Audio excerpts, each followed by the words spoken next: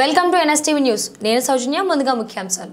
కరీంనగర్ జిల్లా కేంద్రంలో జిల్లా మహిళా కాంగ్రెస్ ప్రధాన కార్యదర్శి వన్నెం రజితారెడ్డి ఎన్ఎస్టీవీతో మాట్లాడుతూ లిక్కర్ స్కామ్లో ఎమ్మెల్సీ కవితను అరెస్టు చేయడం అనేది బీఆర్ఎస్ బీజేపీ కలిసి ఆడుతున్న కొత్త నాటకమని, కవిత బతుకమ్మ చీరల కంపెనీలో కూడా బాగానే వెనకేసిందని, 50 రూపాయల చీరలకు 500 బిల్లు వేసి వేల కోట్లు వెనకేసుకున్నారని అన్నారు. లిక్కర్ స్కామ్లో కవితను అరెస్ట్ చేయడం జరిగిందో అది కేవలం బీఆర్ఎస్ బీజేపీ పార్టీ వాళ్ళు ఆడుతున్న నాటకం మాత్రమే. వాళ్ళు ఒక కొత్త నాటకానికి తెరదింపారు. కేవలం ప్రజల దృష్టి మరల్చడానికి మాత్రమే ఎలక్షన్ కోడ్ వస్తుంది ఒక్క రోజుకు ముందు ఈ కవితను అరెస్ట్ చేయడం కేవలం ప్రజల దృష్టిని మరల్చడానికి మాత్రమే అని మేము కాంగ్రెస్ పార్టీ నుంచి తెలియజేస్తున్నాము. మా కాంగ్రెస్ ప్రభుత్వ పాలన దాదాపు 100 రోజులు కావస్తుంది. ఈ 100 రోజుల్లో ప్రజలు ఎంత సంతోషంగా ఉన్నారు అనేది వాళ్ళు గమనిస్తూ వచ్చే ఎన్నికల్లో మనకు ఎలాగైనా ఓటమి తప్పదు అన్న ఉద్దేశం కొద్దీ ఈ కొత్త నాటకానికి తెరలేపినారు.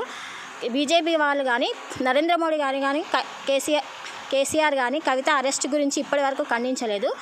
అలాగే బీజేపీ పార్టీకి చిత్తశుద్ధి ఉంటే లక్షల కోట్ల కాళేశ్వరం ప్రాజెక్టుల అవినీతి జరిగిందని ప్రజలందరికీ తెలుసు. మరి దాని గురించి కేసీఆర్ గారిని, హరీష్ రావు గారిని ఎందుకు అరెస్టు చేయడం లేదు?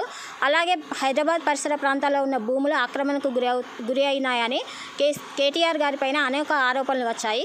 మరి కేటీఆర్ గారిని ఎందుకు అరెస్టు చేయలేదు?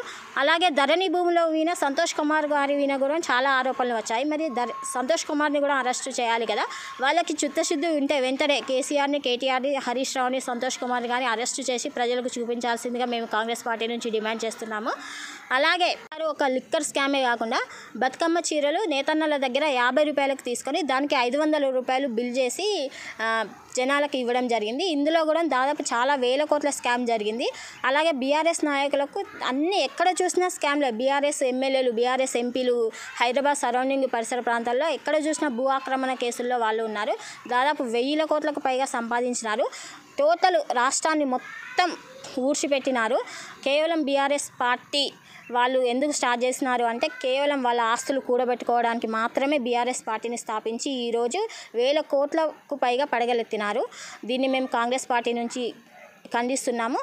ఇంకా రాబోయే రోజుల్లో కాంగ్రెస్ పార్టీ బీఆర్ఎస్ పార్టీ వాళ్ళకు సంబంధించిన ఎక్కడైతే ఆక్రమణలు జరిగిందో వాళ్ళందరినీ బయటికి తీసుకొచ్చి ప్రజలకు ఎన్ని వేల కోట్లు అప్పు చేశారు, రాష్ట్రాన్ని ఏ విధంగా సంకనాకిచ్చారు అనే విషయాన్ని కాంగ్రెస్ పార్టీ ప్రజల ముందుకు తీసుకువస్తుందని ఈ సందర్భంగా బీఆర్ఎస్ పార్టీ మాజీ ఎంపీ వినోద్ కుమార్ గారికి వాళ్ళకు సంబంధించిన స్నేహితుల మల్టీప్లెక్స్లో నిన్న 6 కోట్ల రూపాయలు పోలీసు వాళ్ళు గుర్తించినారు.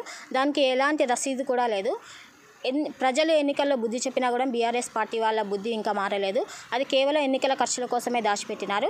ఈ విధంగా బీఆర్ఎస్ పార్టీ ఎమ్మెల్యేల ఇంట్లో కానీ, మాజీ ఎంపీల ఇంట్లో కానీ, ప్రజెంట్ ఉన్న ఎంపీల ఇంట్లో కానీ ఇంకా ఎన్ని కోట్ల డబ్బు దాచిపెట్టారో అది మొత్తం బయటికి తీసుకురావాలని మేము పోలీసు వాళ్ళని విజ్ఞప్తి చేస్తున్నాము. ఈరోజు కవితమ్మ అరెస్టుకు నిరసనగా బీఆర్ఎస్ పార్టీ శ్రేణులు ధర్నాలు, నిరసనలు చేయడం జరిగింది. ఇది చాలా సిగ్గుచేటు. ఒక ఆడపిల్ల అయి ఉండి లిక్కర్ స్కామ్ చేస్తే దాన్ని ఖండించాల్సింది పోయి మా నాయకురాలు అరెస్ట్ అయ్యింది అని గగ్గోలు పెడుతున్నారు. ఇది బీఆర్ఎస్ పార్టీకి చాలా సిగ్గుచేటుగా మేము చెప్తున్నాము. కేవలం రాబోయే ఎన్నికల ఎంపీ ఎలక్షన్లో ప్రజల దృష్టి మరల్చడానికి మాత్రమే బీఆర్ఎస్ బీజేపీ పార్టీ ఆడుతున్న ఒక డ్రామాగా మేము దీన్ని కాంగ్రెస్ పార్టీ నుంచి ఖండిస్తున్నాము. వెన్నం రజితారెడ్డి, జిల్లా మహిళా కాంగ్రెస్ ప్రధాన కార్యదర్శి.